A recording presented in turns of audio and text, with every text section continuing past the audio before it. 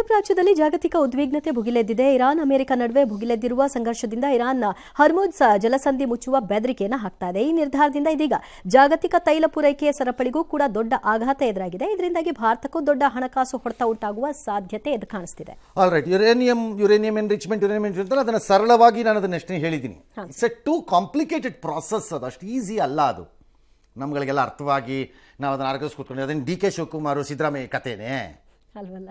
ಕಂಡು ಅವನೆಲ್ಲ ಭಾಷಣ ಬಿಗಿಯೋಣ ಅದಕ್ಕೆ ಬೇಕಾರೆ ಅನ್ನಕ್ಕೆ ಅದು ಹಂಗಲ್ಲ. ಅದು ಸರಳವಾಗಿ ಹೇಳ್ಬೋದು ಅಂದರೆ ಅಷ್ಟು ಹೇಳ್ಬೋದು. What is uranium enrichment? Enrich ಮಾಡ್ತಾ ಇದ್ದಾರೆ. ಅಯ್ಯೋ, ಭೂಮಿಯಿಂದ ತೆಗೆದಿದ್ದು ಇನ್ನೇನು ಎನ್ರಿಚ್ ಮಾಡೋದು ಅಂದರೆ ದಿಸ್ ಇಸ್ ದಿ ಎನ್ರಿಚ್ಮೆಂಟ್. ಅದು ಇರಲ್ಲ ಆ ಪರಿಸ್ಥಿತಿಲಿ. ಅಲ್ಲಿಂದ ಅದನ್ನು ಶುದ್ಧೀಕರಿಸಿ ಅಂತ ಇಟ್ಕೊಳ್ಳೋಣ.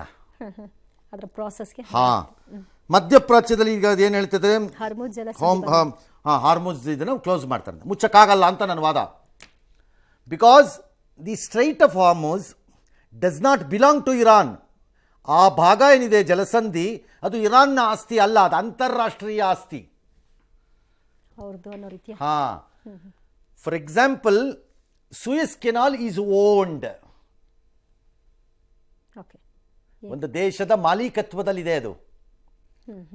ಅಮೆರಿಕ ನಿರ್ಮಿಸಿದ್ದರೂ ಇನ್ನೊಂದು ದೇಶದ ಮಾಲೀಕತ್ವದಲ್ಲಿದೆ ಅದೀಗ.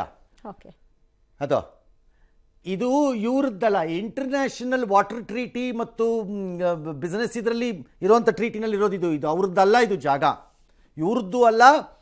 ಕೆಳಗಡೆ ಬಂದರೆ ದಿ ಗಲ್ಫ್ ಆಫ್ ಒಮಾನ್ ಇದೆ, ಒಮಾನ್ದು ಅಲ್ಲ ಅದು. ಬಟ್ ಮಾಡಬಹುದು ಇರಾನ್, ಮಾಡೋಕ್ಕಾಗಲ್ಲ ಅಂತ ನಾನು ಹೇಳಿಲ್ಲ. ತರಲೇನ ತನ್ನ ನೇವಲ್ ಅಸೆಟ್ಸ್ ನೌಕಾದಳವನ್ನು ತೆಗೆದುಕೊಂಡು ಬಂದು ಅಲ್ಲಿ ಕಿರಿಕ್ ಮಾಡಬಹುದು ಬೇಕಿದ್ರೆ. ಅಥವಾ ತಾನು ಸಾಕಿರುವಂತಹ ಮರಿಗಳೇನಿವೆ ಆ ಪ್ರಾಂತ್ಯದಲ್ಲಿ, which can be Houthis, which can be Hamas, can be Hezbollah or resistance force from Syria, ಅಲ್ಲಿಂದ ತಂದು ಅವುಗಳ ಕೈಗೆ ಏನೇನಾದ್ರು ತರಲೆ ಕೊಟ್ಬಿಟ್ಟು ಬಾಂಬ್ ಹಾಕ್ಸೋದು ಮಾಡೋದು ಎಲ್ಲ ಮಾಡ್ಬೋದೇನೋ. ಬಟ್ ಮಾಡಿದ್ರೆ ಇರಾನ್ಗೂ ಕಷ್ಟ ಇದೆ. ಇರಾನಿನ 80% ಆಯಿಲ್ಲು ಅಲ್ಲೇ ಮೂವ್ ಆಗಬೇಕು. ಏನು ಬರೀ ನಮ್ಮೊಬ್ಬರದೇ ಅಲ್ಲ ಇದು. ಹಾಗಾಗಿ ಇದರ ವೇರಿಯಸ್ ಕಾಂಪ್ಲಿಕೇಶನ್ಸ್ ಇದೆ. ಬಾಗ್ಲಾಕ್ಬಿಡ್ತಾನೆ, ಏನು ಬಾಗ್ಲಾಕ್ಬಿಡಕ್ಕೆ, ಅದೇನು ನಮ್ಮ ಮನೆಯಿಂದ ಡೋರೆ 3 ಅಡಿ ಬೈ 3 ಅಡಿ ಹಿಂಗೆ ಅನ್ಬಿಡಕ್ಕೆ ಹಂಗೆಲ್ಲ ಆಗಲ್ಲ. It's a very important passage. ಒಪ್ಕೋತೀವಿ. ಪ್ರಪಂಚಕ್ಕೂ ಹೋದೆ, ನಮಗೂ ಹೋದೆ, ನಮ್ಮ ದೇಶಕ್ಕೂ ಹೋದೆ. ನಮ್ಮ ದೇಶದಲ್ಲಿ ಡೈವರ್ಸಿಫೈ ಮಾಡ್ಕೊಂಡಿದ್ದೀವಿ ಸಾಕಷ್ಟು. ನಾವು ಈ ತೈಲ ಉತ್ಪನ್ನಗಳನ್ನು ತೆಗೆದುಕೊಳ್ಳೋದಕ್ಕೆ ನಾವು ವೆನೆಜುಲನ್ ಆಯಿಲ್ಗೆ ಹೋಗಿದ್ದೀವಿ, ರಷ್ಯನ್ ಆಯಿಲ್ಗೆ ಹೋಗಿದ್ದೀವಿ, ಅಮೆರಿಕನ್ ಆಯಿಲ್ಗೆ ಹೋಗಿದ್ದೀವಿ.